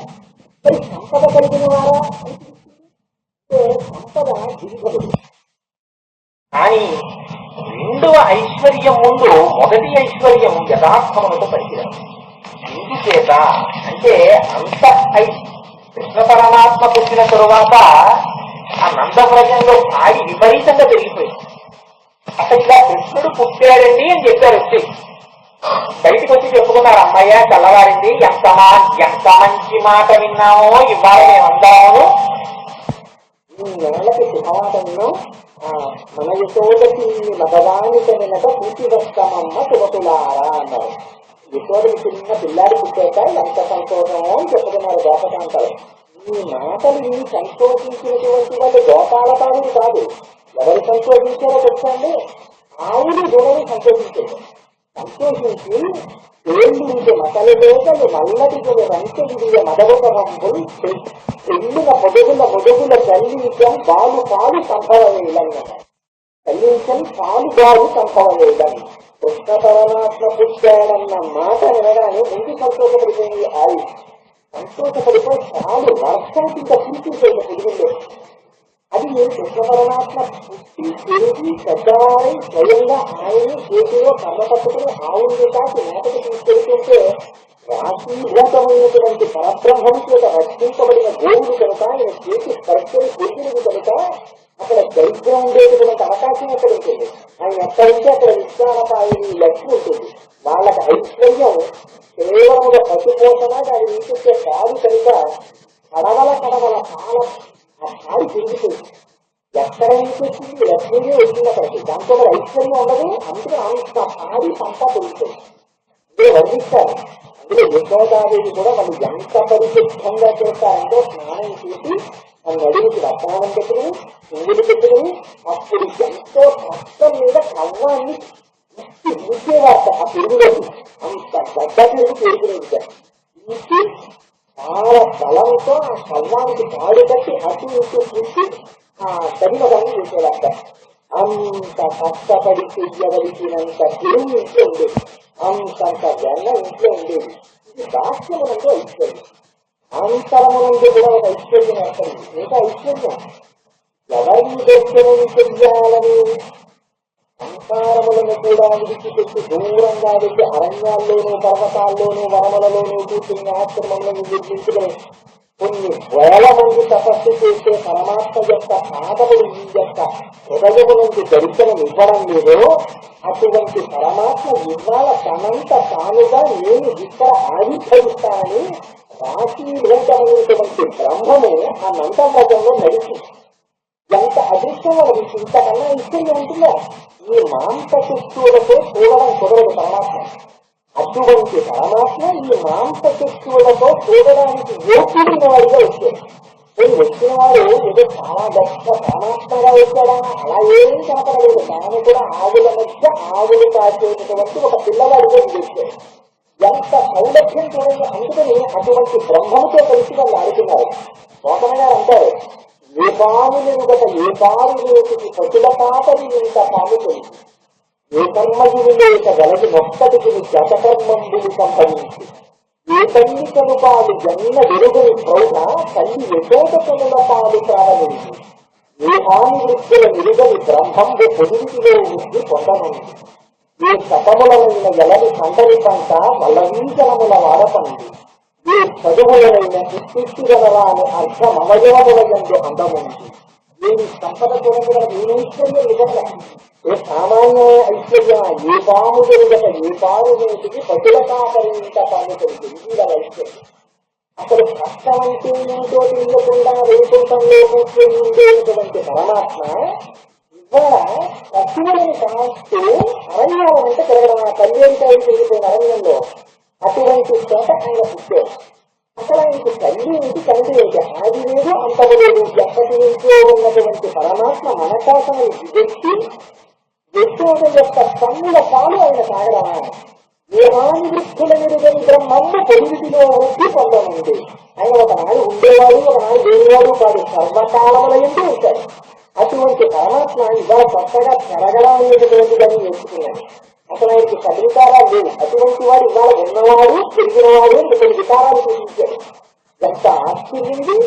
ఏ కర్మగుని లేకగలిగినప్పటికీ జాతకర్మంబులు సంభవించు. అసలు ఆయనకి ఏ కర్మ లేదు, ఆయన తెలియజేసిన పని లేదు. అటువంటి వారికి జాతకర్మ చేశారు, నామకరణం చేశారు. ఎంత చిత్రంగా ఏ సతములమైన ఎలని పండవి పంట వలవీజనముల వాడకండే ఎంతంత తపస్సు చేసినా ప్రత్యక్షం కానటువంటి పరమాత్మ ఇవాళ ఏమి జ్ఞానం లేనటువంటి గోపాలదారుల వంశంలో పుట్టారు. ఎన్ని పుస్తకాలు కలిగినా, ఎన్ని వేదాలు కలిగినా, ఎన్ని ఉపనిషత్తులు కలిగినా ఇది పరమేశ్వరుని యొక్క స్వరూపము అని చెప్పడం కుదరదు. అటువంటి పరమాత్మ వాళ్ళకి కళ్ళతో చూడడానికి, చేతితో ముట్టుకోవడానికి, నోటితో మాట్లాడటానికి అనువుగా వాళ్ళ ఇళ్లలో పుట్టి, వాళ్ళ ఇళ్ల కొట్టి, వాళ్ళ ఇంట్లో వెన్నటిని వాళ్ళతో కలిసి ఆడుతున్నారు. ఆడుకోవడం ఏంటి? తమ్ముడు బుద్ధుకి నగదు సబ్బలు కయ్యడు కూడిగా ఆడుకుని అడికిందడి పల్లవ కుమారుల భాగ్యము వింటగొట్టుకుని అన్నారు చేతనగారు. ఏమి అధ్యక్షం రాజుల కృష్ణ బ్రహ్మగారు కనపడి ఎవరిగా అధ్యక్షమైన పదవికి ప్రముఖ బ్రహ్మ పదవి అదృష్టం అంటే అహోభాగ్యం నందకోట ప్రజాపతాం జన్మిత్రం పరమానందం పూర్ణం బ్రహ్మ సనాతనం. సనాతనమై పూర్ణమైనటువంటి బ్రహ్మము రాశీభూతమై తన అడుగుతాడు. అటువంటి ఈ బ్రహ్మని తెలియక గోపాల వాళ్ళు ఆయన నిలబడిపోతున్నారు. ఆయన చేతులతో గుద్దుతున్నారు, పరిగెత్తి వెళ్ళి ఆయన నిలబడిపోతున్నారు. ఆయన్ని కాళ్ళతో తోలుతున్నారు, ఆయన్ని కాకలించుకుంటున్నారు, ఆయన్ని దూరంగా తోసేస్తున్నారు. ఎంత దృష్టం రావాలని కాళ్ళల్లో కలిసి ఉండాలని కూడా నేను కోరుకోవట్లేదు. కొంచెం నాకేమి కావాలి? ఈ చుట్టూ ఉన్నటువంటి ఈ గోపాల బాలులలో ఒక గోపాల బాలుడి సాధనకు అంటుకున్న పరాగాన్ని చూసిన 4 శిరస్సుల కిరీటం మీద తొలగిపోయిన కాళ్ళకి ఐశ్వర్యం జరిగింది. అంతటి సంపత్తి ఇవ్వాలి వాళ్ళకి, అటువంటి ఐశ్వర్యం ఇవ్వాలి వాళ్ళకి. అందుచేత ఇటువంటి సంపత్తిని పొందినటువంటి గోపకాంతలారా పరమేశ్వరుని రోలకు వెళ్ళి నిలబడి అందరూ కైకర్యం చెయ్యాలనుకుంటే ఆయనే నీరు పెట్టారు. ఇంత సంపదని పొందారు. ఇటువంటి సంపత్తిని పొందిన గోపకాంతలారా రండి మనం జరగాలి. ఏం జరగాలి? స్నానము చెయ్యడానికి జరగాలి. ఏంటి స్నానం? వాళ్ళ ఉండి రేపు ఉంచుకోవడం కాదు, సర్వకాలముల ముందు ఆయనతో కలిసి ఉండేటటువంటి నిత్య సంశ్లేషమనేటటువంటి ఆనందములు, బ్రహ్మానందములు అనుభవించడానికి మనం ఈ వ్రతం చేద్దాం. అంటే ఎంత లోపల విపరీత రహస్యాన్ని ఆవిడ ప్రతిపాదిస్తుందో చూడండి. పైకి కేవల స్నానం అనేటటువంటి నిట్టడి పెడుతోంది. ఆ కృష్ణుడు మనం స్నానమనకు వెళ్ళేటప్పుడు మనకి ఎవరు రక్షకుడని ఆలోచిస్తున్నారేమో. ఏ కృష్ణ పరమాత్మ కూర్చుని ఉన్నప్పుడు చాలా వాడి అయినటువంటి వేలాయుధాన్ని పట్టుకుని నందుడు సర్వకాలముల ముందు కృష్ణుడిని రక్షిస్తుంటాడో అటువంటి కృష్ణుడు యశోద బాల సింహమై సౌందర్యవంతమైనటువంటి కన్నులు కలిగినటువంటి యశోద చేత రక్షించబడుతున్నటువంటి కృష్ణుడు. ఆ కృష్ణుడు మనం రక్షిస్తాం. ఇది ఎంత గొప్ప మాట చూడండి. నిజంగా అంటుంది ఆయన నందుడు రక్షిస్తుంటాడు. నందుడు కృష్ణుని రక్షించడం ఏంటి? ముందు ఆవిడ చెప్పినటువంటి మాట ఏంటి?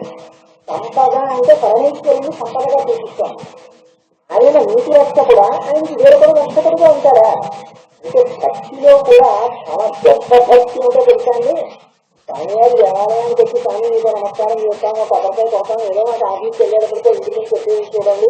చూడుకోవడం తప్పని శాస్త్రం చెప్పలేదు. కానీ దానికి కూడా అయ్యో పిల్లలు నన్ను కాకపోతే ఎవరు విచారణ వాళ్ళు అలాగని ఆయన చెప్పుకున్నాడు పాప. అందుకని చెప్పి కోరిక పోవడం తప్పు కాదు, ఆయన ఇంకా అదే ప్రయోజనంగా పెట్టుకోవడం తప్పు. ఇంకా అస్తమానం ఇదే పరిస్థితి స్వామివారి దగ్గరికి వచ్చి రోజు కోరికలు చెప్పుకోవడం అంటే రాత్రి తండ్రి కాళ్ళు పట్టడం నాన్నగారు ఎప్పుడు రాసేస్తారండి ఉన్న ప్రాపర్టీకి ఇండియా రాస్తే ఎంత అసహ్యంగా ఉంటుందో. దేవాలయానికి వచ్చి అస్తమానం కోరికలు పోవటం కూడా అలాగే ఉంటుంది. ఎందుచేత అంటే ఆయన నుంచి తండ్రి విష్ణువ పుత్రస్థ సత్యేవ సత్యుడు ప్రియప్రియాయార్హతిదేవతోడు కానీ నా తండ్రి నిలమేఘశ్యామ నిజ తండ్రి మాకు నిలమేఘశ్యామ నిజ తండ్రి మాకు కమలవాసి నమ్ము కన్న తల్లి నీ భక్తవరులంత నిజమైన బంధువులు నికటాక్షము మాకు అఖిల సుఖము నీ మంత్రపఠనంబు నిష్కలంకపు విద్య నిపదస్థానంబు నిత్య సుఖము సూర్యజాక్ష నీ పాద తులసి దళము రోగముల కౌశకము బ్రహ్మ రుద్ర వినిక భుజన వికాస శ్రీధర్మ పురంగాక దుష్ట సంహార నరసింహ చింతూరాన్ని తల్లిదండ్రులకి ప్రదక్షిణం చెయ్యకుండా ఉండరాని వచ్చే ప్రదక్షిణం చేయడం భక్తి. అందుకని భగవంతుని కోరుకోవడానికి ఒక్కొక్క మెట్టు భక్తిలో కూడా ఎక్కుతారు. అందులో చాలా గొప్ప భక్తి భగవంతుడిని తాను రక్షించుకోవాలంటారు. అందరూ భగవంతుడి చేత తాను రక్షించబడాలనుకుంటే అన్నిటికన్నా గొప్ప భక్తి ఉందో తెలుసా అండి? భగవంతుడిని తాను రక్షించుకోవాలంటారు.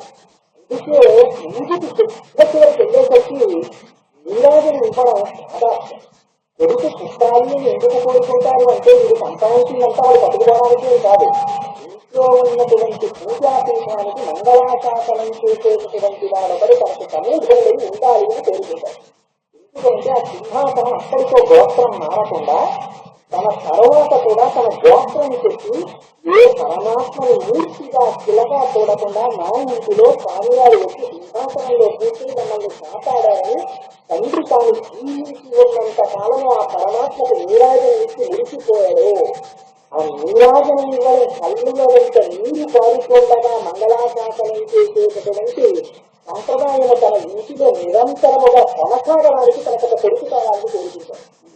అందుకని అదిగో అటువంటి ఐశ్వర్యం నీరాజనం దగ్గరికి వెళ్ళేటప్పుడు అందుకే మారుతుంది. అప్పటి వరకు ధర్మార్థకామోచిత విధబల వృత్తార్థం అని పరమేశ్వరుని అడిగిన వాడు నీరాజనం దగ్గరికి వచ్చేటప్పటికి శ్రీయత్కాంతాయ కళ్యాణం గజేదినాం శ్రీవేంకట నివాసాయ శ్రీనివాసాయ మంగళం అంటారు. శ్రీనివాస నీకు మంగళమగుదాక, ఆయనకి మంగళమే వీరు చెప్పడం, ఆయనకు మంగళం ఇచ్చేయడం అంటే ఆదాత్మక అత్యటువంటిది. అయ్యో స్వామి స్వామపాఠశాల పూజ చేసేసాను, అభాంగ పూజ చేసేసాను, ఇంతరించి పైబడికి దర్శనం చేసేసాను, నా కనురాకు మంచిది కాదు నేను తీసేసాను, నీకు ఎక్కడ దృష్టితో సంతగిలిందో కానీ నేను చల్లగా ఉండాలని ఆర్తి చేత తాను చెప్పకుండా ఉండలేక చెప్పి నీరాజనం ఇవ్వడం మంగళాశాసనం.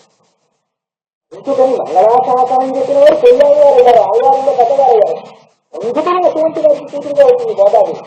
అందుకనే ఆ తల్లి చెప్పిన కథనం ఇవ్వాలని చెప్పుకుంటున్నాం, ఆవిడ పాడిన పాట చూస్తాలో ఇవాళ మనం చెప్పుకుంటున్నాం. అందుచేత అదిగో ఆ నందుడి చేత రక్షింపబడేటటువంటి కృష్ణుడు అంతరం లేదు.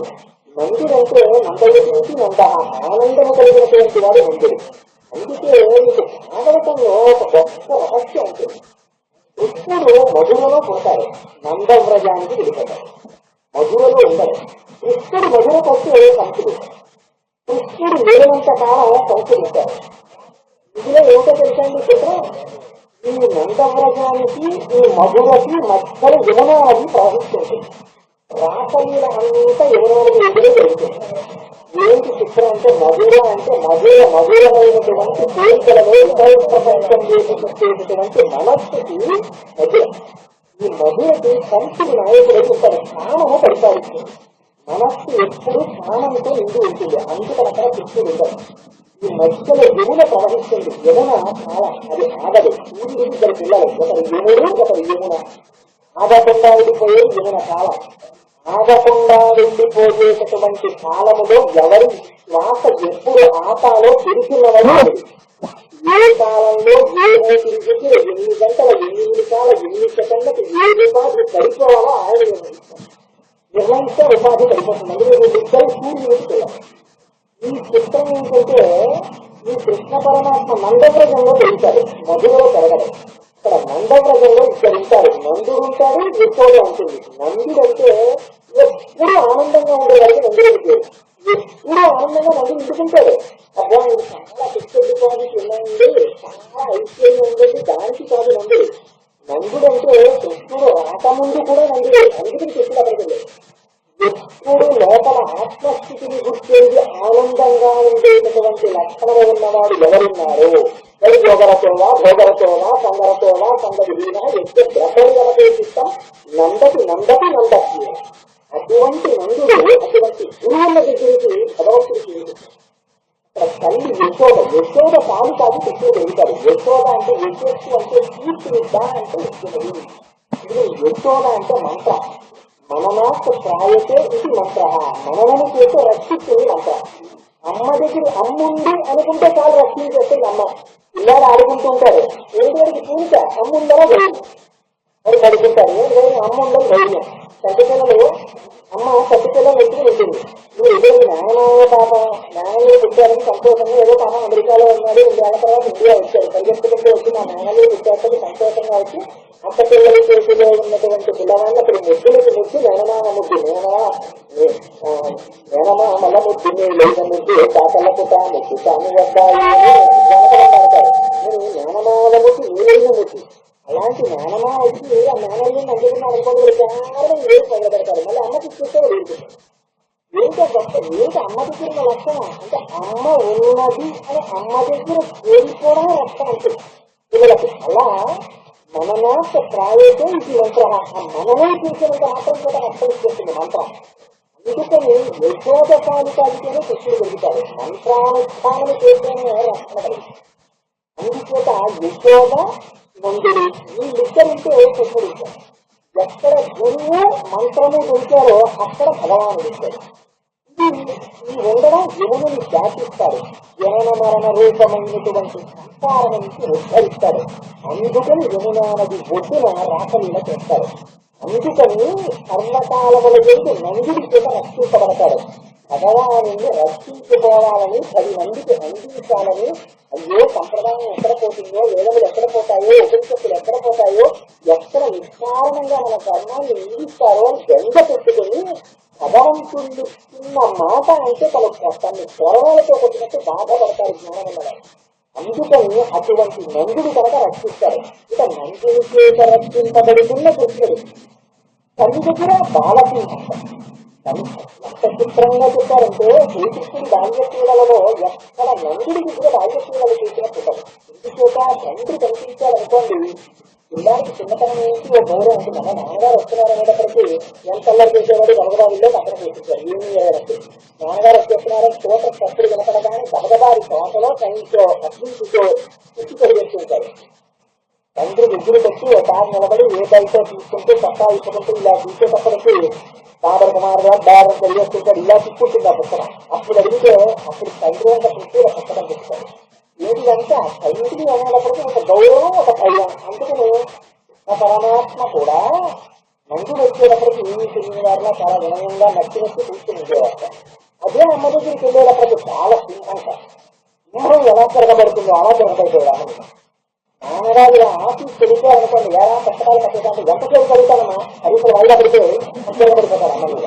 స్వతంత్రం అమ్మ దగ్గర ఉంటుంది. నిజంగా కనపడుతుంది భారతంలో అలాగే ప్రవర్తిస్తారని. అమ్మ తెలిసి పాపం ఎంతో ముఖ్యంగా అడుగుతుంది కృష్ణుని, ఏరా అన్నిటికి దక్షించు మన నియమము లేల మన్నింపదు అన్నది సతులను చేస్తదరు అన్నానం నేల వేరు పదార్థము లేదే. అమ్మ ఎలా అడుగుతుందో అలాగే అడుగుతుంది. ఏరా నాన్న 5 మంది తినద్దని చెప్పాను కదరా, మళ్ళీ అన్నం ఎత్తి చెప్పాను, స్నేహితులందరూ ఎత్తి చెప్తున్నారు, మళ్ళీ మట్టుకున్నాట, ఎందుకురా నేను మట్టుకున్నా అని అడిగితే పిల్లలు చూడండి అమ్మ మీద కలిగిపోతారు. అమ్మ నేను తిన్నాను అని ఎత్తిదమ్మా అన్న మీద అలాగే చెప్పారమ్మా. ఖాళీలో చెప్పినట్టే కృష్ణుడు కూడా నేనెక్కడ తిన్నానమ్మా మన్ను, నేను తినలేదమ్మా. అమ్మ మనుషులందరూ శిశువునో యాతైతినో ఎన్నినో నమ్మంతో వీరు మాటలు మతి నన్నీరు కొత్తంగా దారిమర్గంపు గతించి చెప్తారు. అదేమి నదీయాక్షకంఠమ్మ జ్ఞానము చేసిన వచనము తప్పగా దండించదు. ఇంకా అందరినీ నీకే కొట్టించాలని ఇలాంటి మాటలు చెప్తున్నారు. నిజంగా నేను మట్టి తినే వల్ల కనపడుతున్నానా? ఏదైనా నోరు ఇచ్చుతాను వాసన చూడు, వాసన చూసి మట్టి వాసన వచ్చాను కొట్టేమా నువ్వు నిజంగానే అంటే ఎదుగుతుంది కాబట్టి కాక ఏది నోరు జరిగింది తీసుకోండి.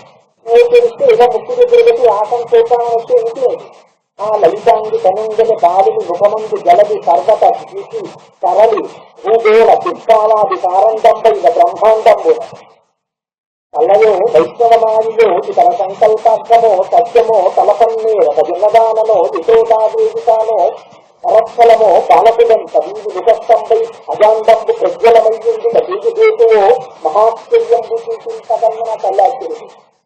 అమ్మ దగ్గరికి వచ్చేటప్పటికి బాలసింహం అల్లరి చేస్తారు. ఎంత అల్లరంటే విసిరిపోయిన విధంగా వేసేదా. నిజంగా దశమస్తంగా చదువుతుంటే మనసు వెన్నైపోతుంది. అంత కోపం వచ్చేసిందంటే నిజంగా యశోదకి పిల్లలకి లావణం చేస్తే పాడైపోతారు. అందుకని ఇవాళ కట్టి కొట్టేస్తానంటే ఒక స్థితి మీద వస్తా అంటాను. ఎంత అల్లరి చేసేవాడంటే అమ్మ దగ్గర ఆ అల్లరి పడలేక చిన్నపిల్లల్ని అమ్మ ఎలా భయపెడుతుందో అలా భయపెట్టింది.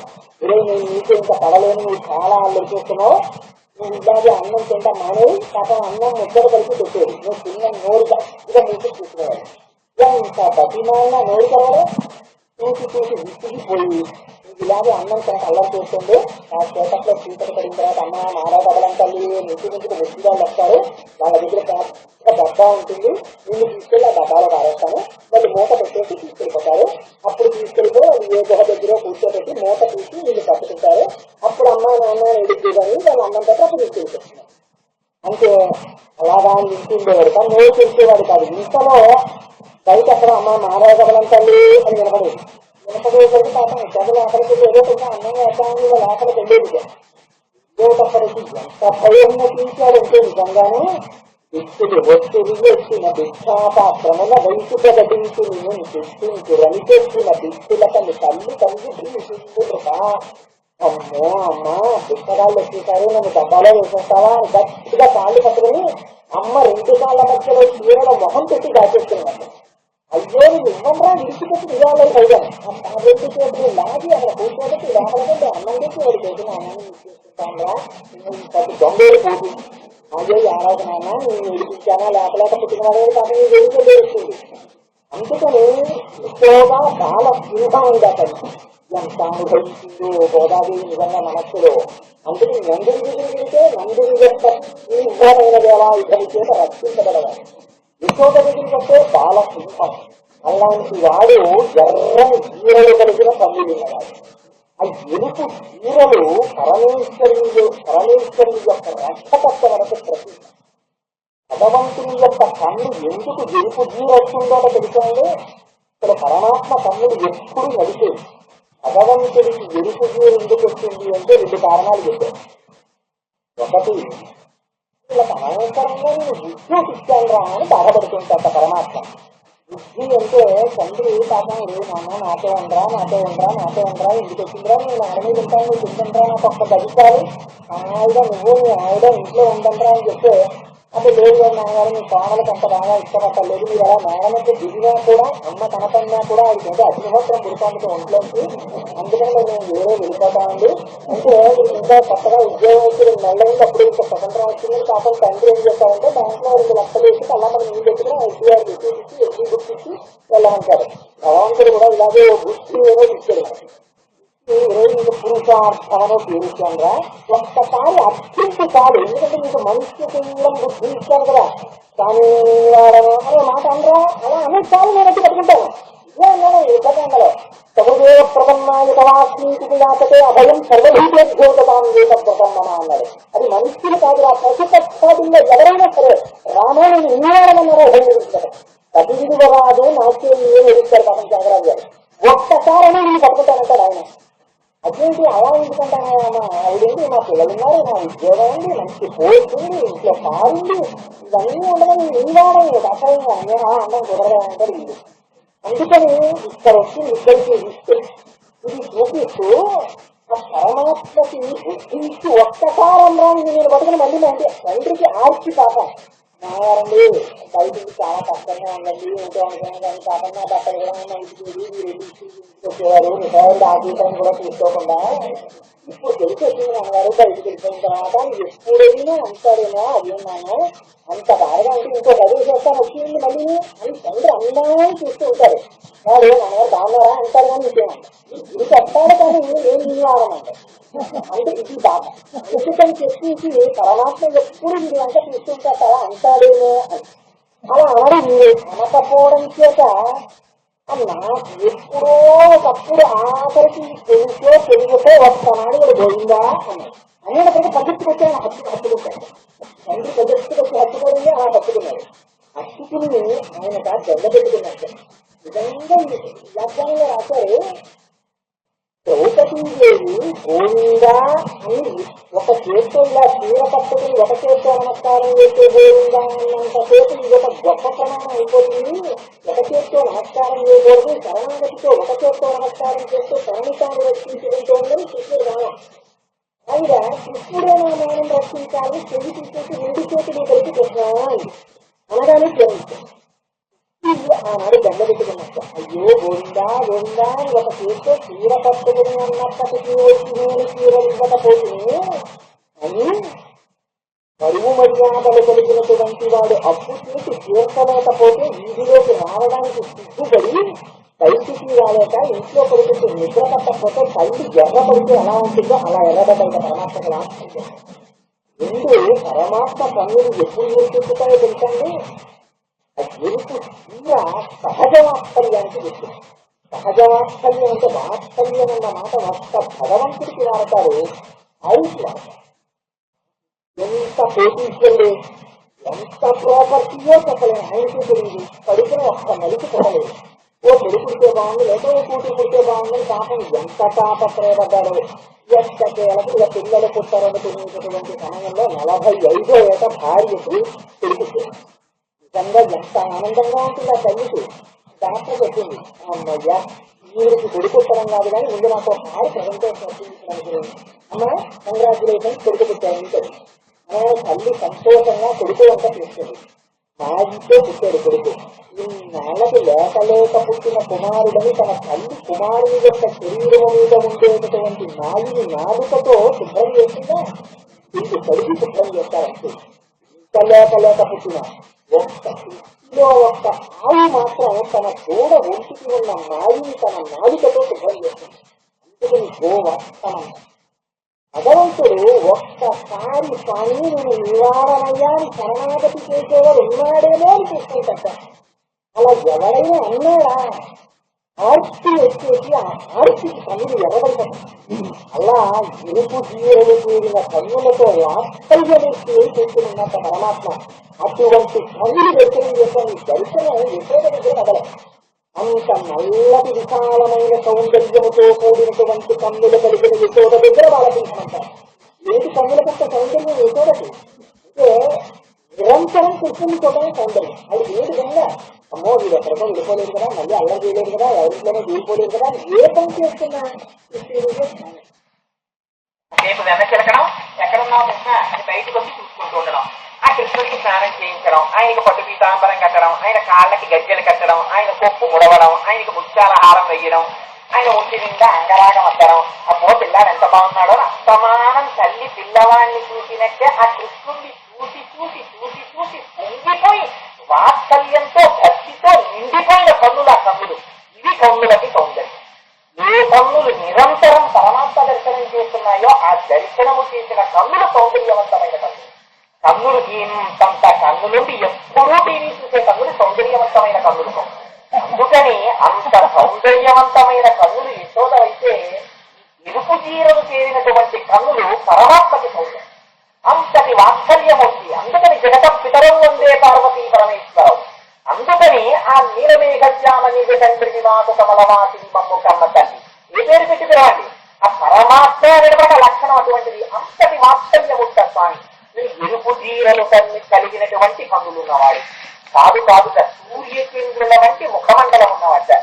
సూర్యుడు తమ ప్రతాపంతో సమస్త జీవుల్ని పుట్టిస్తాడు, పెంచుతాడు, లయం చేస్తాడు. చంద్రుడు ఎప్పుడు చక్కమైనటువంటి ఆహ్లాదకరమైన వెన్నెలు కురిపిస్తాడు.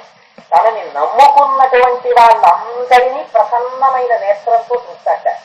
భగవంతుడే సర్వకాలముల జంతు రక్షిస్తున్నప్పటికీ భగవంతుణ్ణి అధిక్షేపించి ప్రవర్తించేటటువంటి వారి పట్ల, భగవత్ విరోధులైనటువంటి వారి పట్ల అదే పరమాత్మ సూర్యుడనే నేత్రంతో చూస్తాడ. చూస్తే వారు నశించిపోతారు. అందుకని సూర్యచంద్రుడిద్దరిని నేత్రాలుగా ఉన్నవాడు. అందుకే మీరు చూడండి, ఏ సహస్రం చూడండి, మీరు భగవంతుణ్ణి ఏ స్వరూపంతో చూసి స్తోత్రం చెయ్యండి, ఎక్కడ చూసినా ఇదే చెప్తారు, సూర్యచంద్రుడిద్దరిని కన్నులుగా ఉన్నవాడు అని చెప్తారు. స్తోత్రానికి పీఠికి తీయండి. శిరోదండ ప్రదేశేషి మణి విలసైకమౌక్తికానాం మాలాకృప్త సమస్త స్ఫటికమణిభై పంక్తి మండితాంగ శుభ్రైరభ్రైరభ్రైరుపరివిరచితైర్ముక్త పీయూషవర్షై ఆనందీవ పురీయాత్ తరినలిన గదాశంకపాణి ముకుంద అంటూ సూర్యచంద్రౌచ నేత్రే అని పిలుస్తారు. సూర్యచంద్రుడు నేత్రములుగా ఉన్నవాడు. సూర్యుడిగా పిలవండి. వందే శంభుమాపతిం శరవరం, వందే జగత్కారణం, వందే పన్నకభూషణం మృగధరం, వందే పశూనాంపతిం, వందే సూర్యశశాంక వందిరయనం అంటారు. అమ్మవారిగా పిలవండి. ఆవిడ దగ్గరికి వెళ్ళినా అంతే తపనోడుప మండల అంటారు. సూర్యచంద్రుని చూపిస్తారు. ఎందుకు ఈ సూర్యచంద్రుని చూపించడం అంటే భగవత్ తత్వమునకున్న రహస్యం ఒక కంటితో చూడడము చేత పోషకమవుతుంది, ఉత్పరిస్తుంది. రెండవ కంటి చేత భగవద్ విరోధులైనటువంటి వాళ్ళని దృష్టి ప్రసారం చేత నశింపజేయగలిగినటువంటి శక్తి పడుతుంది. చెప్పడానికి సూర్యచంద్రుల యొక్క దీప్తితో కూడిన ముఖమండలం ఉన్నవాడు. అటువంటి నారాయణుడంటే సమస్త నారములకు ఆయనమైన వాడు. సమస్త జగత్తు ఎవరి ఎందుందో, ఏ జగత్తులో పరమాత్మ ఉన్నాడో అటువంటి శ్రీమన్నారాయణుడు మాకు పరని ఇవ్వాలి. ఆ పర అంటే కుండలికి కట్టుకుని మోగిస్తాడు. ఇందులో అడగ వెళ్ళి కొబ్బరికాయ ఎదిగినట్టు శ్రీమన్నారాయణుడి దగ్గరికి వెళ్ళి పడగడని అంటే బాహ్యమునందు వాళ్ళు అడిగేటటువంటిది పర అనేటటువంటి సాధనం. కానీ ఆ లోపల పెట్టిన రహస్యం వేరు. పర అంటే తప్పెట గుళ్ళు అంటారే అటువంటి దాన్ని గుండెలకి కట్టుకుంటారు. కట్టుకుని పాట పాడుతూ దాని మీద తప్పుడు చేస్తూ వాయిస్తారు. ఇందులో వాచిక కాయిక మానసిక కైంకర్యం ఉంటుంది. వాచికం అంటే నోటితో చెయ్యడం, మానసికం అంటే లోపల మనస్సులో అనుభవించడం, కాయికం అంటే కర్మేంద్రియాలతో కాళ్ళతో చేతులతో చెయ్యడం. ఈ మూడు రకములుగా సర్వకాలముల యందు పరమేశ్వరుడికే కైంకర్యము చేసేటటువంటి అదృష్టాన్ని కోరుకోవడం. దీన్నే ప్రహ్లాదుడు ఒక పద్యంలో చెప్పాడు. కమలాక్షురర్చించు కరములు కరములు శ్రీనాథు వర్ణించు జిహ్వజిహ్వ దురవక్షపుని చూసు చూస్తులు చూస్తులు శేషసాయి బ్రొక్కు చిరము చిరము విష్ణునాకర్ణించు వీణులు వీణులు మధువైరి కలిగిన మనము మనము భగవంతు వలమును పదములు పదములు పురుషోత్తముని వీధి బుద్ధి బుద్ధి దేవదేవుని చింతించు దినము దినము చక్రవర్తుని ప్రకటించు చదువు చదువు కుంకినీదవు చెప్పిడి గురుడు గురుడు తండ్రి హరిజేరుమనియడి తండ్రి తండ్రి. అందుచేత ఆ వాచిక మానసిక కాయిక కైంకర్యములను పరమాత్మ నుండి అపేక్షించడమే పర అనేటటువంటి సాధనాన్ని పొందడం. ఇటువంటి సాధనలను మేము పొందితే లోకులందరూ సంతోషించదరుగాక. బయట బాహ్యమునందు వర్షము పడాలి, దాని చేత బయట ఉన్నటువంటి ఆ గోపాల వృత్తులకి పాడి పంటలతో వాళ్ళు సుఖంగా ఉండాలి. ద్వంద్వములకు అతీతమైనటువంటి స్థితి కలుగుతున్నారు. భగవంతుడితో కలియడానికి ఇంతకు ముందు వాళ్ళు అడ్డగించినా ఇప్పుడు వాళ్లే కలవడానికి అనుకూలు అయ్యారు. ఇక సమస్త లోకములు సుఖములు పొందుగాక అని పైకి స్నానం చేస్తాను రండిని పిలిచి లోపల ఎన్నో రహస్యములను నిక్షేపించి కేవలము పాట పాడినంత మాత్రం చేత వారికి ఆ ఫలితమునిచ్చి వారిని ఉద్ధరించి రహస్యమును కూడా అనుభవించగలిగినటువంటి హృదయం ఉన్న వారిని మరింత పెంచి ఎవరికి ఏ స్థాయిలో ఉంటే ఆ స్థాయిలో ఉన్న వాళ్ళని ఉద్ధరించడానికి అన్ని వర్గాల వారిని కూడా ముందుకి తమతో తీసుకెళ్లడానికి అమ్మవారు అత్యంత వాత్సల్యంతో సౌజన్యంతో చేసి మనందరి చేత చేయించినటువంటి పరమ పవిత్ర వ్రతము తీసుకోవాలి.